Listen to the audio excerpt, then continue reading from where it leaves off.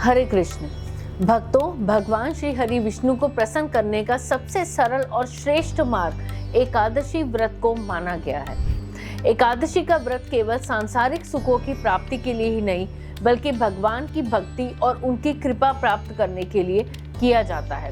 वैदिक गणना के अनुसार वर्ष में 24 एकादशियां आती हैं, लेकिन जब अधिक मास अर्थात पुरुषोत्तम मास आता है तब 2 विशेष एकादशियों का आगमन होता है।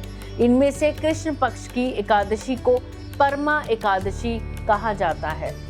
एक बार धर्मराज युधिष्ठिर ने भगवान श्री कृष्ण से पूछा, हे राजन, अधिक मास के कृष्ण पक्ष में आने वाली एकादशी को परमा एकादशी कहा जाता है।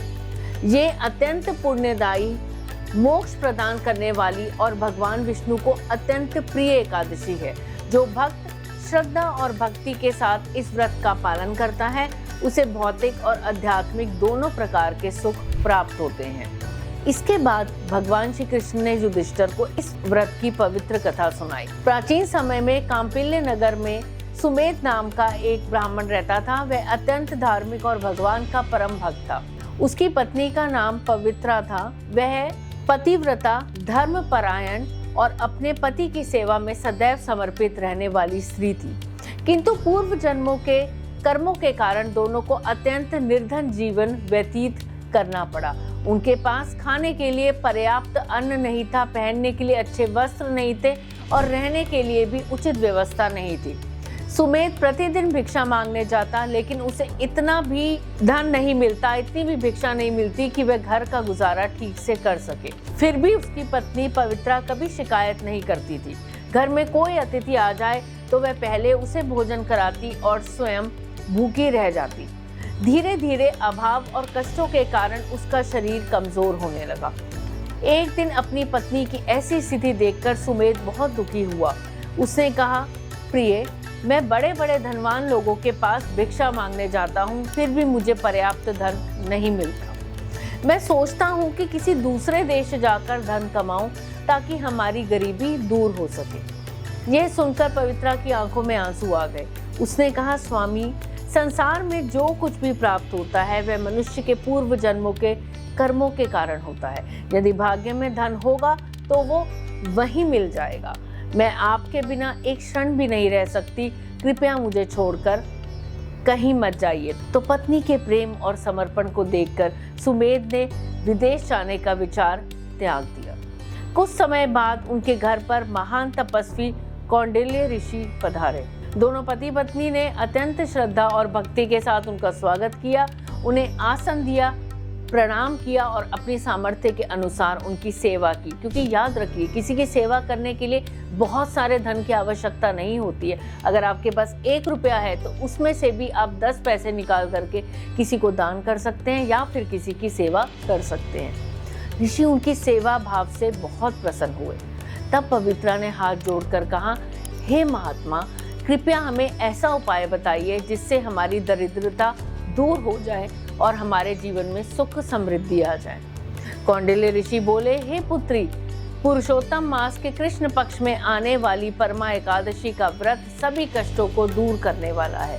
ये व्रत भगवान विष्णु को अत्यंत प्रिय है।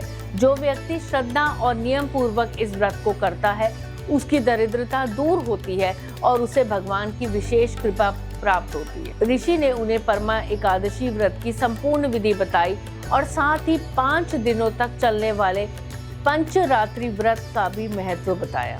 उन्होंने कहा, जो भक्त परमा एकादशी से प्रारंभ करके 5 दिनों तक भगवान विष्णु की भक्ति करता है, उपवास करता है, दान करता है और श्री हरि का नाम स्मरण करता है, उसे महान पुण्य की प्राप्ति होती है तथा अंत में वैकुंठ धाम को प्राप्त होता है। सुमेध और पवित्रा ने ऋषि की आज्ञा का पालन किया। उन्होंने श्रद्धा और विश्वास के साथ परमा एकादशी का व्रत रखा, भगवान विष्णु की पूजा की, भजन कीर्तन किया और पंचरात्रि व्रत का पालन किया। भगवान श्री हरि उनकी भक्ति से अत्यंत प्रसन्न हो गए। कुछ समय बाद उनके जीवन में चमत्कार होने लगा। उनकी दरिद्रता समाप्त हो गई। उन्हें सुंदर घर, धन, सम्मान और सभी प्रकार की सुख सुविधाएं प्राप्त हुई।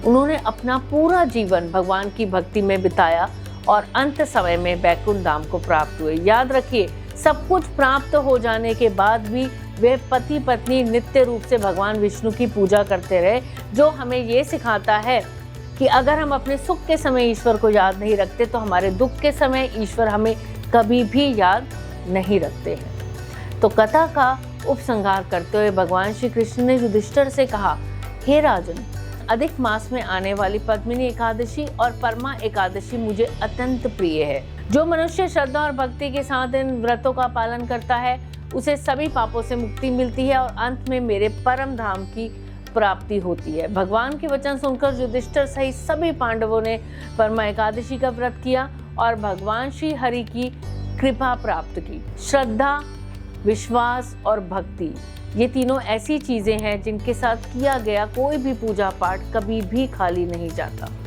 ऐसा करने से भगवान विष्णु की कृपा हमारे जीवन पर हमेशा बनी रहती है।